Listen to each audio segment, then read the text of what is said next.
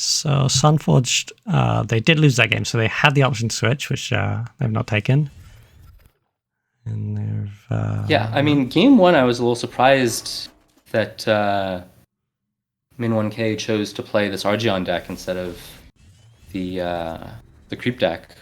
But now that they're locked into it, yeah, I'm not sure if Sunforged other Argion or other Lion deck would do any better. So yeah, it makes sense that we're seeing a repeat game two, I think. Yeah, no, I was watching the early round. They did sort of feel comfortable in this line, honest. And it's like pretty unexpected as well, I guess. Like you don't necessarily predict everyone to sort of be running an aggressive line list like this. I don't think anyone would have prepared for it. Yeah, absolutely. It's definitely not sort of a a standard deck or anything. So there already, Sunforged had some really interesting decisions to make, because what they could have done is hit the Flame Blood with face, and then equip the Scouting Glaives, and maybe gone face with the 4/2 Shroud. That would have been sort of a completely different approach to the matchup of trying to put a lot of pressure on Min1k and sort of somehow get some room that way. Because that can be an effective strategy against aggro decks, just to go face yourself and then they have to spend their resources trying to do what you're doing. Yeah, that does seem odd to me, but you're not wrong. Like if you know your opponent's playing Flame Bloods, like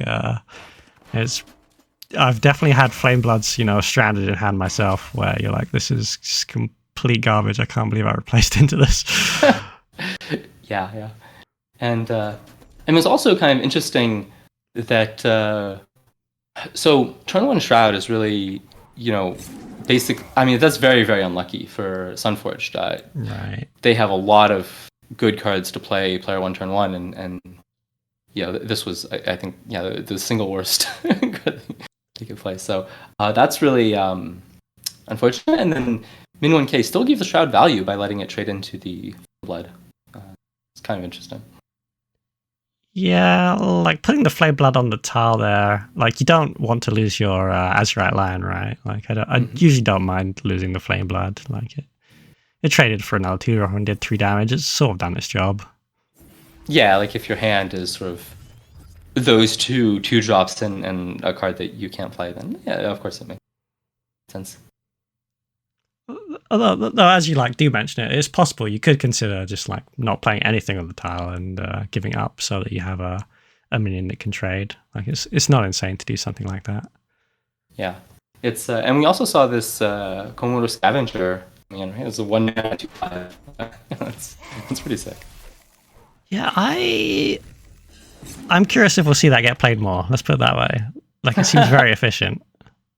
Yeah, it can do some really strong stuff. There, I mean, Min1k sort of on an aggro Lionar deck had to martyrdom a 1/2/5, right? It's sort of not exactly what they want to be doing. So. It's not like Sunforged has loads of amazing targets for it, but I can definitely see you preferring to, Martyrdom on a Raki Headhunter or a Silverguard Knight, for example.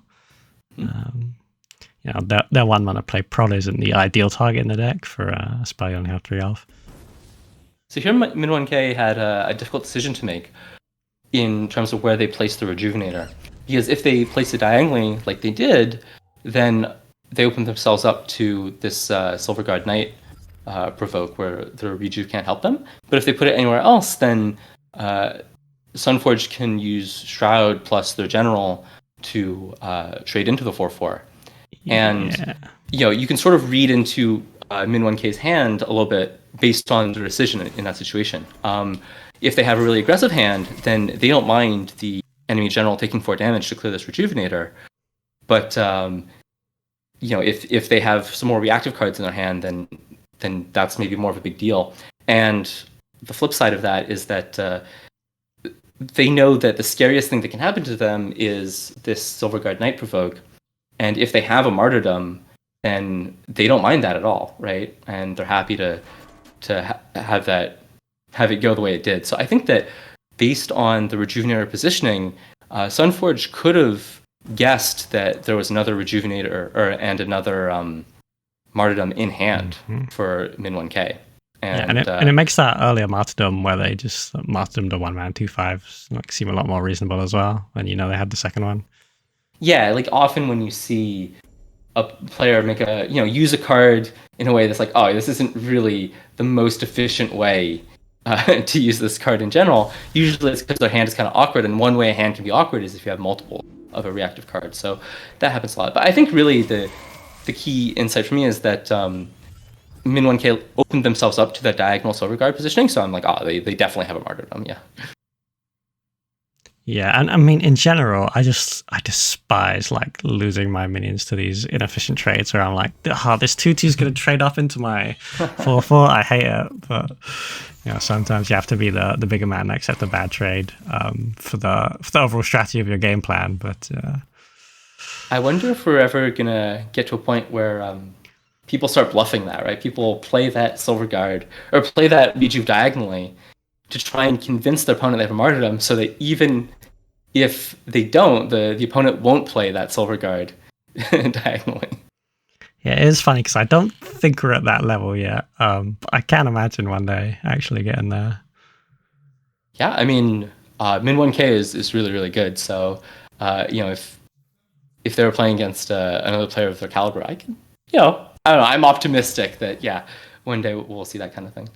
Oh, so here, counting the rejuves is really important, right? So 3 rejuves is the only healing that Min1k has, and they've been through 2 of them. So at this point, any damage they take is going to be more or less permanent. So Sunforged is seeing that and saying, now is my chance to start pushing a ton of face damage, right? And they're a really efficient aggro deck, and they can absolutely kill Min1k very quickly here. Yeah, I did think that turn was quite funny. They're like, I can't kill this Dancing Blades. What am I going to do with my Primus Fist? I'll just send it for face of 5 damage. It was pretty good. Yeah. The one thing about Sunforged deck is that, well, it's an aggro deck. It doesn't have a ton of out-of-hand damage. Oh, is this... Yeah, okay. This is just over. Is that they have Holy Immolation, they have Frostbone Naga, and they have Arclight Regalia, and I guess 1 damage on Sky Blaze. But on an empty board, there's really not that much damage they can do. So, for example, even though normally Lion-R decks can do 8 damage for 8 mana out of hand, Sunforged deck, despite being an aggro deck, can't actually do 8 damage for 8 mana because they're missing Tempest. Yeah, actually, it does seem like an odd decision. I like Tempest so much. Oh, this is a pretty quick turn. I wonder if it's just lethal. Yeah. Oh, yeah. I mean, I think Sunforged knew that they were very, very likely to be dead here. Indeed, they are. Yeah. Yeah. Well played to both players. Yeah, they played out that Rascal like, please don't kill me. 2 damage might matter. But Holy Immolation. I mean, and they played a good game. Like, I've really enjoyed seeing these 2 Lion-R decks face off against each other, actually. Yeah, very creative decks. It was really awesome.